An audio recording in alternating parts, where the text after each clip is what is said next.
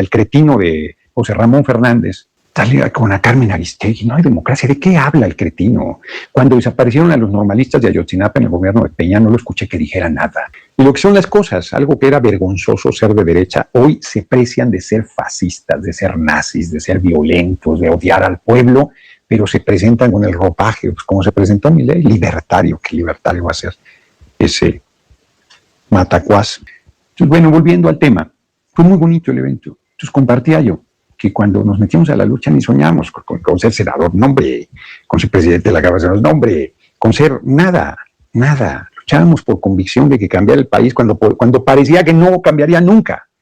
Porque hoy estos desvergonzados del PRI y el PAN, que dictadura, que se acabó la democracia, el cretino de José Ramón Fernández, sale con a Carmen Aristegui. No hay democracia. ¿De qué habla el cretino? Cuando desaparecieron a los normalistas de Ayotzinapa en el gobierno de Peña, no lo escuché que dijera nada.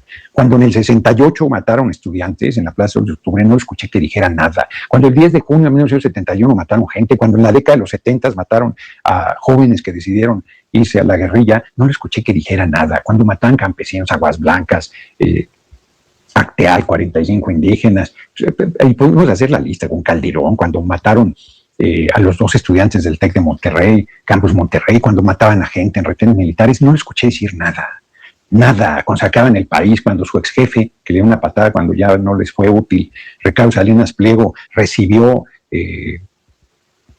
como regalo la concesión de Televisión Azteca cuando se robó el Canal 40, no le escuché decir nada. Cuando hacían fraudes electorales, y hubo 600 muertos del PRD por luchar contra el fraude electoral, a Acción Nacional también le asesinaron gente, le desaparecieron gente, no lo escuché decir nada. Farsante, ¿de qué me habla? No hay democracia, puede decir lo que quiera, puede hablar lo que quiera. Les pesa que el pueblo manda, les pesa que el pueblo está decidiendo, les pesa que el pueblo tiene un respaldo enorme hacia nosotros y que está convencido del proyecto porque es su proyecto. O sea, pues eso ya no les parece democracia. A la decisión de la mayoría no les parece democracia, pues se llama democracia. Señores ultra reaccionarios y ultra hipócritas de la ultraderecha mexicana y del mundo, que además están con este campañón. No, está roto el Estado de Derecho. O sea, quería que siguiera. Norma Piña puso a votación que cambiaran la Constitución 11 personas que no fueron elegidos por el pueblo para legislar, ni para cambiarle una coma a la Constitución. Lo puso a votación y le faltó un voto. Necesitaba mayoría calificada de 8 y no lo tuvo, porque hubo un ministro de la Corte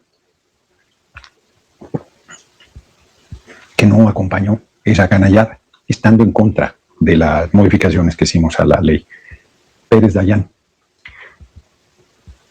Y luego tuvo la desvergüenza de decir que mayoría calificada de 11 era 6 después de un receso y lo puso a votación. Ese es el Estado de Derecho que están hablando la señora Ayuso, el Vox, esta mujer que, búscame el nombre para que no digan que la estoy, por favor, que la estoy,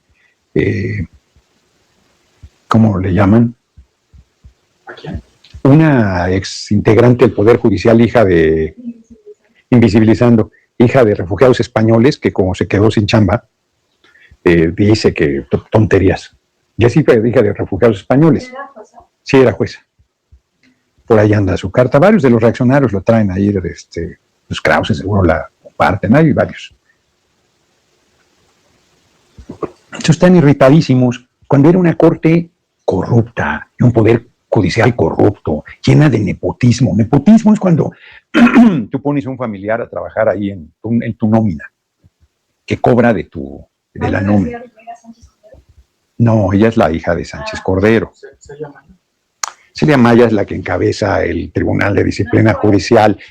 Busca un artículo reciente, un documento reciente de una mujer que critica, que le dice al presidente español, a Pedro Sánchez, que no hay democracia, libertad en México, que nos apoderamos del Poder Judicial, todas las necedades que dice la derecha, y además se dirige a él porque es hija de refugiados españoles.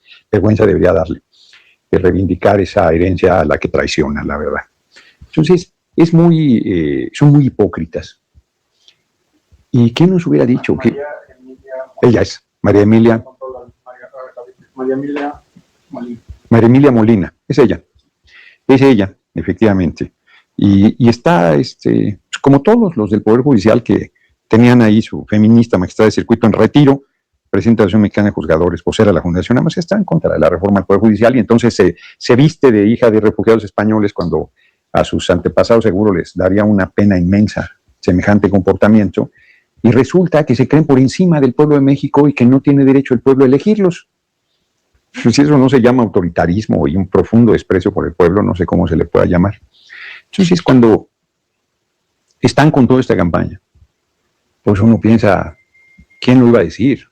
En febrero, 5 de febrero de 2024, cuando el compañero presidente presentó el paquete de más de 20 reformas constitucionales, se morían de la risa.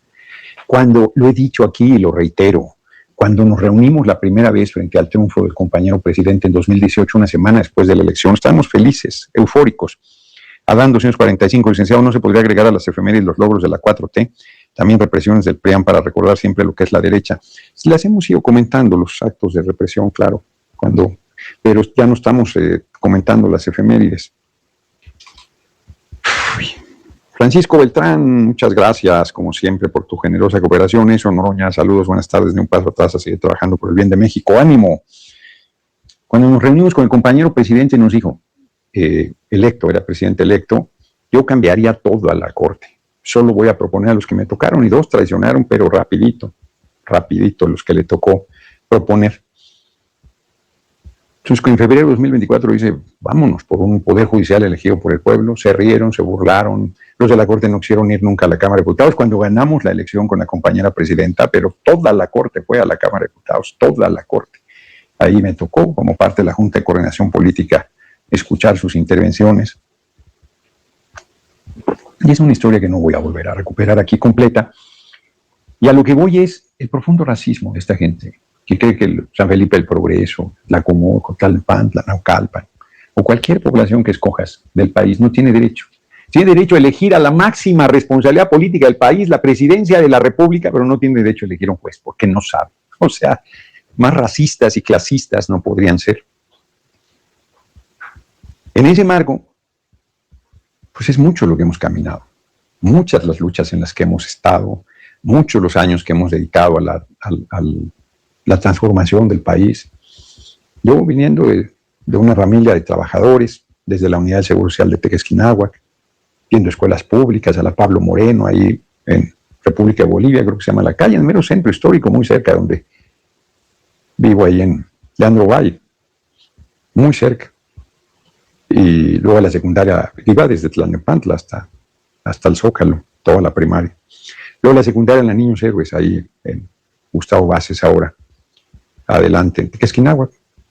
La preparatoria, ahí mismo en la Unidad del Seguro Social, estuve en el TEC de Tlalnepantla, luego me fui allí, se llamaba CECIP 210, que era un bachillerato físico, en matemáticas, con taller de electrónica. Luego la Universidad de la UAM, siempre escuelas públicas. Y luego ya empecé a trabajar, entré a partidos políticos hasta la formación del PRD en 89. A los 3 años fui presidente del PRD en el Estado de México. Durante casi 20 años estuve en el PRD, sin que tuviera nunca la oportunidad de ser representante popular. Y cuando renuncié al PRD, noviembre de 2008, Alberto Guzmán, saludos maestro, no a la guerra, no a la violencia contra niños, niñas, que son los que más sufren. La población civil en general, niños, niñas, claro. Ni un voto al PRI-MC, viva Cuba, Palestina, Irán, Morelos, muchas gracias por la cooperación. Y ya he contado esa historia, fui en el 2009 candidato del PT y entonces Convergencia, contra todos los pronósticos gané de mayoría. Luego en 2012 terminó la diputación, tuve un largo cruce de desierto de 6 años. En 2018 llegué a la Cámara nuevamente con la coalición Morena, PT y Encuentro Social. En 2021 fui reelegido en Iztapalapa siempre por Morena, PT y Verde, y ahora soy senador del grupo parlamentario Morena, después de haber buscado ser el candidato a la presidencia de nuestro movimiento y haber quedado en tercer lugar. Si a mí alguien me hubiese dicho que iba a vivir todas estas cosas, creo que hubiera dicho que no, que era un invento, porque parecía, hoy me parece muy fácil todo, pero no nos reconocían ni el triunfo, por decir algo, en 93 ganamos Tlalmanal con el Estado de México, pues no nos reconocieron ese triunfo. Hubo heridos de bala ahí en una represión que hubo contra los compañeros, compañeras. En Santo Tomás de los Plátanos hicieron una represión. No, la hicieron en Toluca, cuando estábamos manifestándonos afuera del Congreso. Ya estaba César Camacho como gobernador, ya había salido Cholfet, se había ido de secretario de Gobernación, creo que Cedillo. Eran terribles, eran terribles. Hoy que estuve en San Felipe del Progreso, un compañero, Miguel Mateo, le dieron una golpiza, más agua a él. Hablaba español, se notaba que no era su lengua. Y después de la golpiza batallaba más para comunicarse. Ahí anda, me dicen que sigue vivo y activo. Le dieron una golpiza.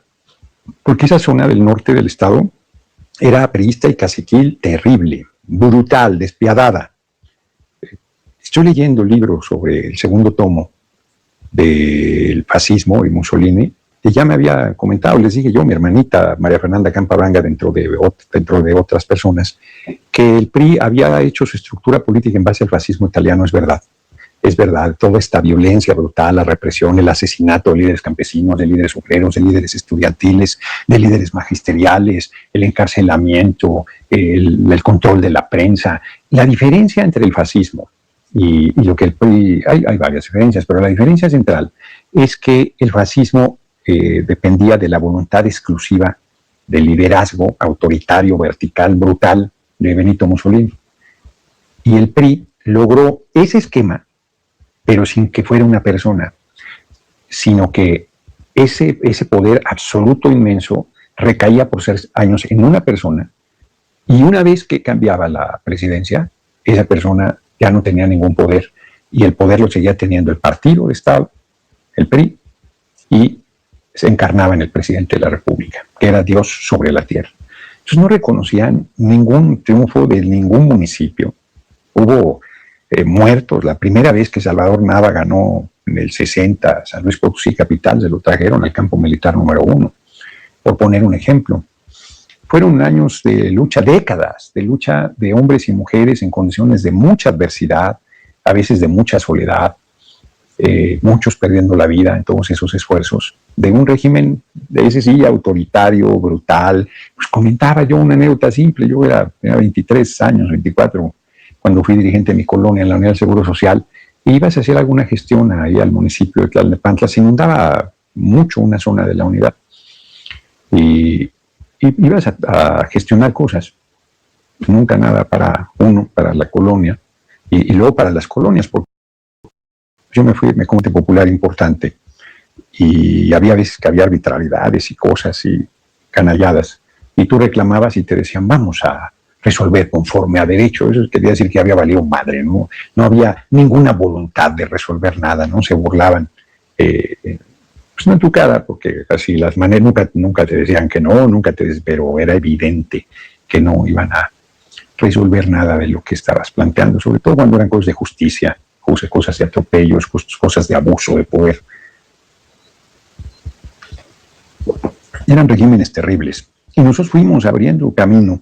Yo creo que un momento de quiebre muy importante. Hubo muchas aportaciones. Sería injusto decir que es determinada persona, porque son luchas de generaciones, y de repente a alguien le toca la compañera presidenta. Había una entrevista donde decía, yo estaba segura que iba a haber una mujer presidenta, pero nunca pensé que fuera a ser yo, decía ella.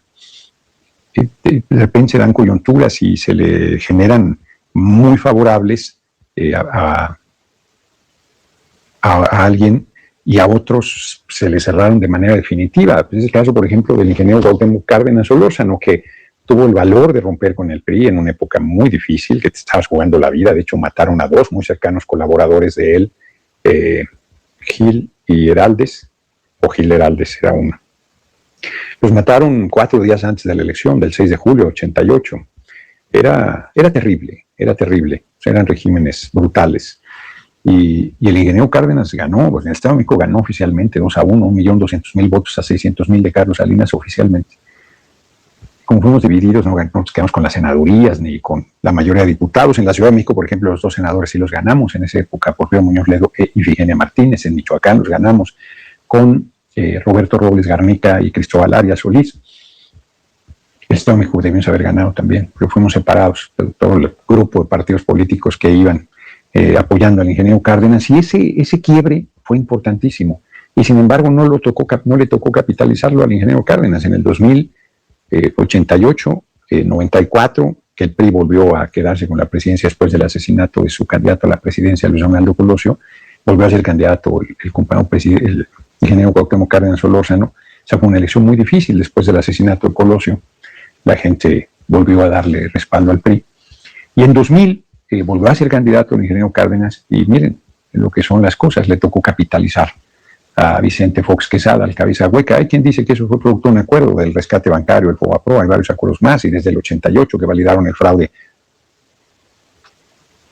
a favor de Carlos Salinas de Gortari. En 94 Diego Fernández Ceballos pintaba para ganar la elección y se hizo un ladito y quedó Cedillo. Eso debería explicarlo Diego Fernández Ceballos en vez de estar vociferando en contra de la compañera presidenta. ¿A cambio de qué? Se hizo un lado en el 94. En 2000 le tocó a Fox capitalizar esa lucha de gente de izquierda, de derecha, de muy diversas posiciones políticas, y fue un traidor a la democracia, como le decía el compañero presidente López Obrador, a tal grado que nos hizo un fraude electoral en 2006 para imponer a Felipe el Sagrado Corazón de Jesús Calderón Hinojosa. Ya en 2006 no pudo ir el ingeniero Cárdenas, que quería ser candidato a la presidencia, ya el liderazgo del compañero presidente, sobre todo después del desafuero, era un liderazgo enorme. Fue en 2012, le dio el infarto que casi lo mata en 2013, parecía que no había manera. Yo les he dicho aquí, lo comentaron en las asambleas, que había gente que me decía, Gerardo, estás equivocado, el camino electoral está cerrado, el único camino que queda es el de las armas, así como algunos dicen aquí que hay que comprar armas, no saben manejar ni una resortera, hay que comprar armas. Me decían, el camino que queda es el de hay que levantarnos en armas, me decían, yo les decía, cabrón, no se levantan temprano, que se van a levantar en armas. Y en 2018, la enorme fuerza del pueblo, logramos el triunfo con el compañero presidente López Obrador, lo que parecía imposible, no nos la creíamos la noche de la elección, no nos la creíamos, eufóricos. 6 años después la ratificamos con la compañera presidenta Claudia Sheinbaum Pardo con una contundencia bárbara, 60% de los votos, y hoy siguen en el golpeteo, esto de Vox, majaderos infames de narcopresidentes, a la compañera presidenta Claudia Sheinbaum Pardo, al presidente Petro de Colombia, al presidente Lula de Brasil, infames, acusaciones falsas, de mala fe, como es la ultraderecha. Y lo que son las cosas, algo que era vergonzoso ser de derecha, hoy se precian de ser fascistas, de ser nazis, de ser violentos, de odiar al pueblo, pero se presentan con el ropaje, pues como se presentó Milei, libertario. ¿Qué libertario va a ser? Ese matacuás, ahí anda en Israel, lo recibió en Jerusalén Netanyahu, te iba de farsante a llorar al muro de los lamentos.